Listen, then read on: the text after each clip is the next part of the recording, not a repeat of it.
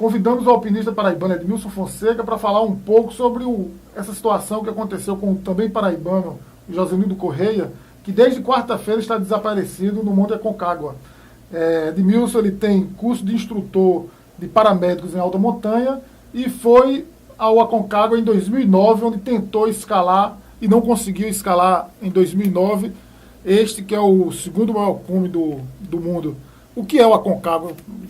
Explique para a gente. O Aconcagua como você falou, a maior montanha, na verdade, fora da cadeia do Himalaia, com 6.962 metros de altitude. É uma montanha que apresenta várias vias e várias dificuldades técnicas. A via que a gente tentou, que eu tentei, foi a mesma via que o Josenildo tentou, que é a via noroeste, a via normal. E o Aconcagua às vezes é mal interpretado, achando que as pessoas lá às vezes acham que é fácil de fazer e é só uma caminhada, e na verdade não é assim. É uma montanha alta, uma montanha fria, que exige uma preparação técnica e uma preparação física para ser feita. Você tentou escalar em 2009, não conseguiu. O que aconteceu naquela época que você desistiu de chegar até o cume? 2009, 2010, exatamente. A gente tinha uma equipe de 6 pessoas e ao longo da expedição a gente foi tendo alguns problemas físicos e técnicos e as pessoas foram desistindo. Eu fiquei por último, fiquei sozinho, subi até 5.700, fiquei a 10 horas do cume e 2 noites antes do ataque ao cume, que é o dia final de você chegar ao cume, eu passei uma noite muito mal sem conseguir respirar, eu estava com falta de fôlego total. Fui examinado por alguns paramédicos lá, que tem alguns equipamentos mais avançados de suporte básico de vida, e eles não acharam nada. E como eu não melhorei, eu reconheci em mim sinais de mal de altitude. Então eu tomei a decisão sozinho de não continuar sozinho e voltar. Para um dia voltar, e eu quero voltar.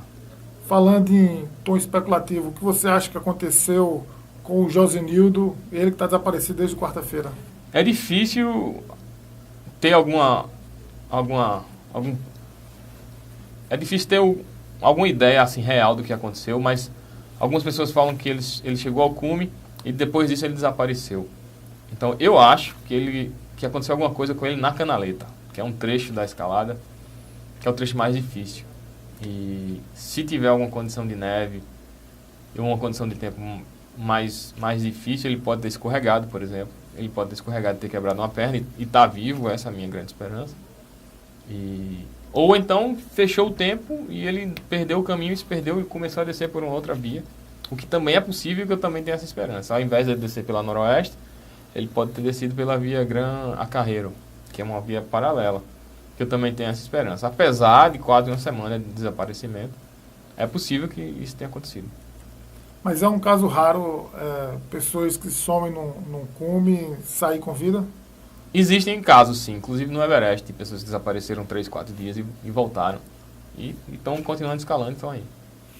Para explicar só um pouco melhor, você falou aí do ataque ao cume. Uhum. Como funciona o ataque, como tem que ser feito, quando tem que ser iniciado, se existe um horário limite, para as pessoas que não são alpinistas entender melhor como funciona esse último dia para se chegar ao cume. No Aconcagua, o último acampamento está a 5.900, em média, né?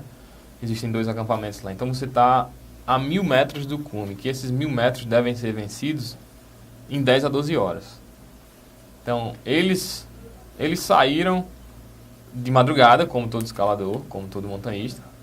E você tenta escalar até 1h da tarde, 1h30, depois disso, à tarde, o tempo vira. Então você tem essas 10 horas de ataque, ou 12 horas de ataque.